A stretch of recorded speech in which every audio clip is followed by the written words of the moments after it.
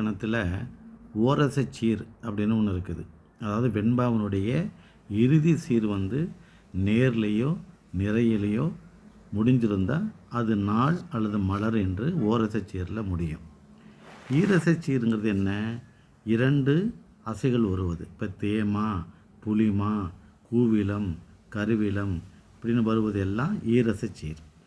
இதில் மாவில் முடிந்தால் அதுக்கு மாச்சீர்னு பேர், விளத்தில் முடிஞ்சால் அதுக்கு விளைச்சீர்னு பேர் ஈரசச்சீரில். அந்த ஈரசச்சீருக்கு மொத்தமாக மாச்சீருக்கும் விளைச்சீருக்கும் என்ன பேருன்னா இயற்சீர்னு சொல்லுவாங்க, அல்லது ஆசிரிய உரிச்சீர்னு சொல்லுவாங்க. இந்த வினா உங்களுக்கு கண்டிப்பாக கேட்பாங்க.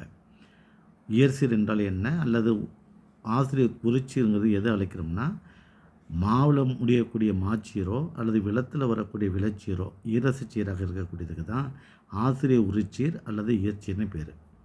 மூவசச்சீர்னா இப்போ தேமாங்காய், 3 ராசி இருக்கு இல்லையா?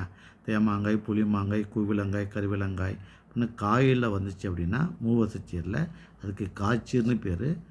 இன்னொரு பேர் வெண்பா உரிச்சீர்னு பேர்.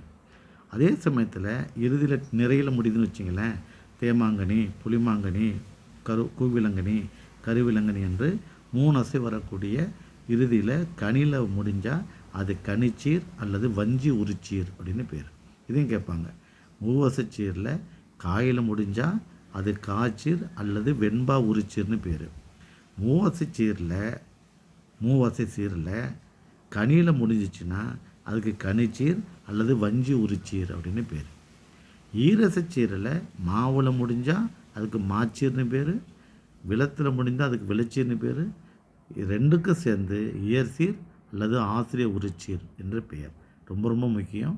இதை நன்றாக தெளிவாக பயிற்சி எடுத்துக்கொள்ளுங்கள். நன்றி, வணக்கம்.